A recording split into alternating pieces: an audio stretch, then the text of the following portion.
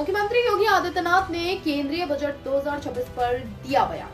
आशा और आकांक्षाओं का प्रतीक ये बजट है, जिसमें नए भारत और विकसित भारत की संकल्पना की दृष्टि स्पष्ट दिखाई देती है। सीएम आयुष और स्वास्थ्य क्षेत्र पर जोर देना। सीएम महिलाओं के लिए हर जनपद में छात्रावास के निर्माण की व्यवस्था। सीएम नौजवानों के लिए हर क्षेत्र में अवसर के साथ साथ अलग अलग क्षेत्र में रिफॉर्म का बजट पेश किया गया है। सीएम भारत की अर्थव्यवस्थाओं को तेजी से आगे बढ़ाने के लिए ये बजट मददगार साबित होगा। CM Delhi NCR bureau chief Surendra Tiwari की रिपोर्ट।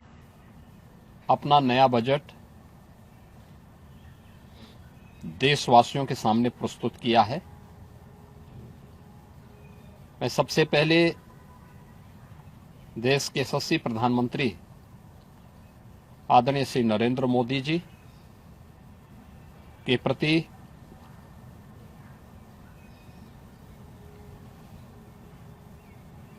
इस बजट को प्रस्तुत करने के लिए दिए गए मार्गदर्शन और उनके निर्णायक नेतृत्व के लिए हृदय से आभार व्यक्त करता हूं। मैं इस बजट को प्रस्तुत करने के लिए केंद्रीय वित्त मंत्री माननीय श्रीमती निर्मला सीतारमण जी को हृदय से अभिनंदन करता हूं। प्रदेशवासियों की ओर से उनका धन्यवाद करता हूं। 145 करोड़ भारतवासियों के आशा और आकांक्षाओं का प्रतीक यह बजट है, जिसमें नए भारत और विकसित भारत की संकल्पना का दृष्टि स्पष्ट दिखाई देती है। 12 लाख करोड़ रुपए से अधिक की पूंजी कैपिटल एक्सपेंडिचर के लिए, एक सुदृढ़ इंफ्रास्ट्रक्चर के लिए बजट में प्रावधान करना,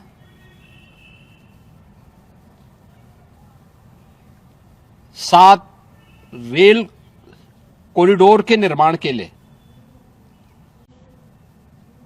प्रावधान करना, आयुष सेक्टर को विकसित करने के लिए और हेल्थ सेक्टर को मजबूती करने के साथ साथ आम नागरिक के लिए और खासतौर पर उसमें भी महिलाओं पर केंद्रित करते हुए उस पर जोर देना, हर जनपद में महिलाओं के लिए, कामकाजी महिलाओं के लिए छात्रावास के निर्माण का कार्य हो या स्टेम, साइंस, मैथ्स, स्टैटिस्टिक्स और इमर्जिंग टेक्नोलॉजी से जुड़े हुए छात्रावास के निर्माण के लिए सहयोग करने का, युवाओं के सपने को एक नई उड़ान देने के लिए उनके लिए बेहतरीन इंफ्रास्ट्रक्चर से युक्त सुविधाएं उपलब्ध कराने के लिए ऐसे हॉस्टल के निर्माण का कार्य हो, नौजवानों के लिए हर एक सेक्टर में अवसर उपलब्ध हो, यह सबके साथ साथ जो व्यापक रिफॉर्म के साथ अलग अलग सेक्टर में रिफॉर्म को लेकर के जो बजट प्रस्तुत किया गया है, यह आम नागरिकों के जीवन को सहज और सरल बनाने में मदद करेगा।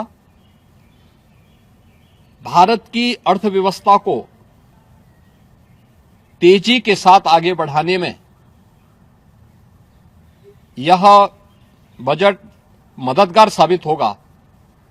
युवाओं के लिए, महिलाओं के लिए, अन्नदाता किसानों के लिए, उद्यमियों के लिए, आम नागरिक के लिए भी ये नए अवसर को प्रदान करने वाला बजट है।